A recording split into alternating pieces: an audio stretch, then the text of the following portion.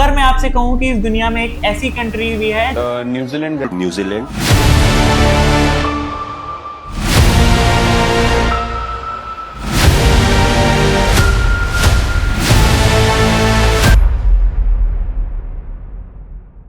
जहाँ active volcanoes भी हैं, क्रिस्टल क्लियर लेक्स भी, ग्लेशियर्स भी, और ऐसे माउंटेन्स जो किसी फैंटेसी मूवी से निकले हुए लगते हैं। तो शायद आपको यकीन ना हो, लेकिन यह जगह सच में एग्जिस्ट करती है और इसीलिए हॉलीवुड ने इसे मिडिल अर्थ बना दिया। तो आज हम एक्सप्लोर करेंगे न्यूजीलैंड, एक ऐसी कंट्री जहां हर रोड ट्रिप एक मूवी जैसी लगती है, हर माउंटेन एक वॉलपेपर और हर डेस्टिनेशन एक नई स्टोरी।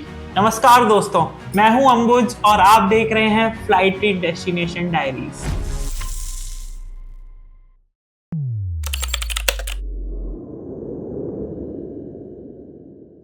न्यूजीलैंड पैसिफिक ओशन में ऑस्ट्रेलिया के साउथ ईस्ट में बसा हुआ एक आइलैंड नेशन है।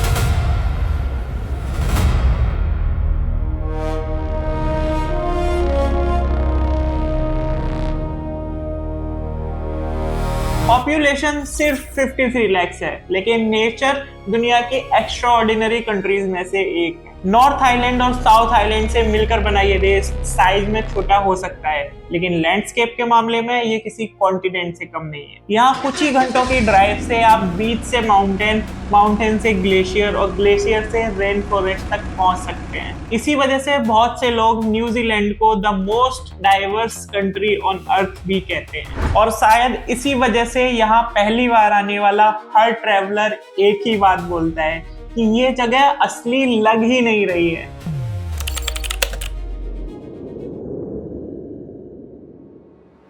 अगर आपने the Lord of the rings या द हॉबिट देखी है तो चांसेस हैं कि आप पहले ही न्यूजीलैंड देख चुके हैं। डायरेक्टर पीटर जैक्सन, जो खुद न्यूजीलैंड से ही बिलोंग करते हैं, उन्हें मिडिल अर्थ बनाने के लिए सीजीआई का यूज करने की जरूरत ही नहीं पड़ी। नेचर ने सब कुछ पहले ही डिजाइन कर दिया था।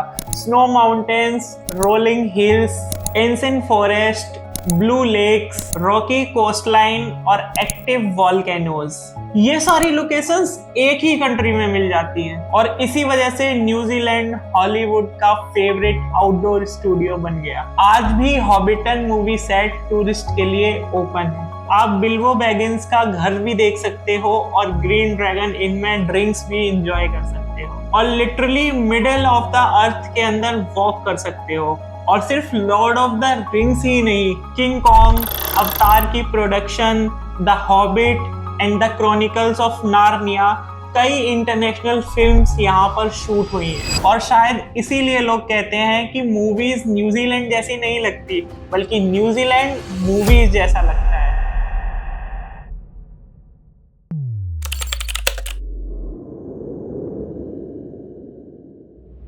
अगर एडवेंचर का कोई कैपिटल होता तो वो क्वींस टाउन होता, और यहीं से कमर्शियल बंजी जंपिंग की शुरुआत हुई थी। लेकिन सिर्फ बंजी ही नहीं, sky diving, jet boating, paragliding, mountain biking, skiing और सीनिक हेलीकॉप्टर राइड्स। अगर एड्रेनलिन पसंद है तो क्वींस टाउन आपका पैराडाइज है। और अगर एडवेंचर नहीं भी करना, फिर भी लेक वाकाटिपू के किनारे बैठकर माउंटेन्स देखना भी एक अनफॉरगेटेबल एक्सपीरियंस है।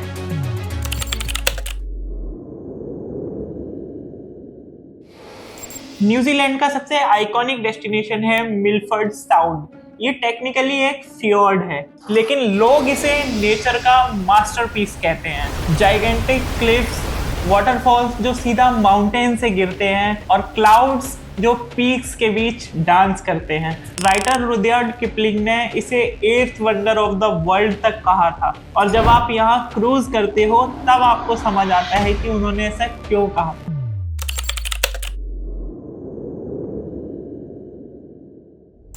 अब इमेजिन करो आप एक डार्क केव के अंदर हो, हर तरफ अंधेरा, और फिर अचानक पूरा केव ब्लू स्टार से भर जाता है।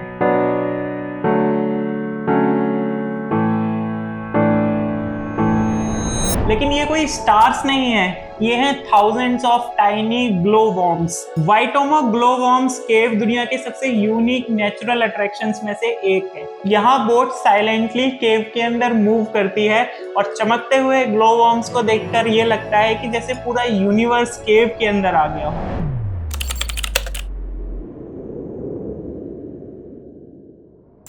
न्यूजीलैंड सिर्फ ब्यूटीफुल लैंडस्केप का नाम नहीं है, यहाँ की असली आइडेंटिटी है माओरी कल्चर और उनके ट्रेडिशंस हैं डांस, लैंग्वेज, वुड कार्विंग और फेमस हक्का परफॉर्मेंस। और हक्का परफॉर्मेंस आज भी न्यूजीलैंड की आइडेंटिटी का एक इम्पोर्टेंट पार्ट है। अगर आपने रग्बी वर्ल्ड कप देखा है तो न्यूजीलैंड की ऑल ब्लैक टीम का हक्का परफॉर्मेंस जरूर देखा होगा।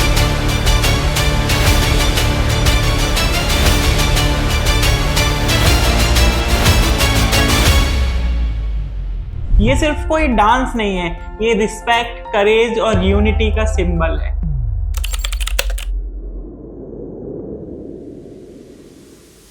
दुनिया में कुछ ही ऐसी जगह हैं जहां मिल्की वे नेकेड आई से बिल्कुल क्लियर दिखती है।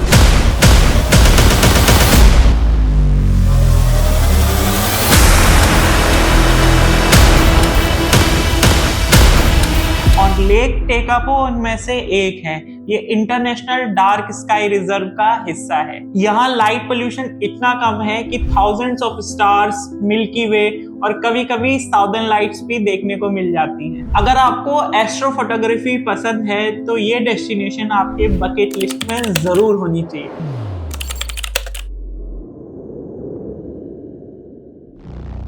अब सबसे इंपॉर्टेंट क्वेश्चन ये है कि क्या न्यूजीलैंड एक्सपेंसिव है?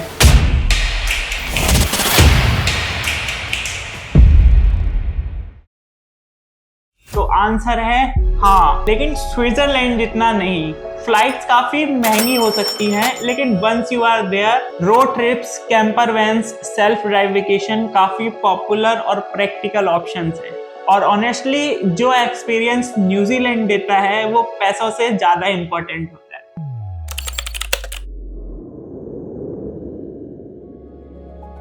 अगर आप ग्रीन लैंडस्केप, हाइकिंग और रोड ट्रिप्स एंजॉय करना चाहते हो तो नवंबर से मार्च बेस्ट सीजन है।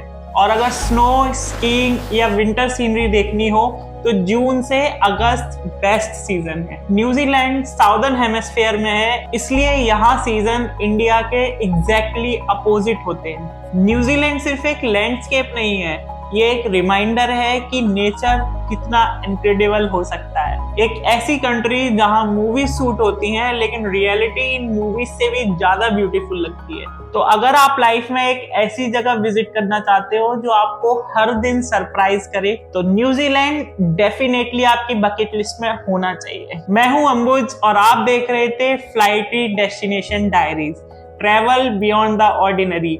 मिलते हैं अगले एपिसोड के साथ।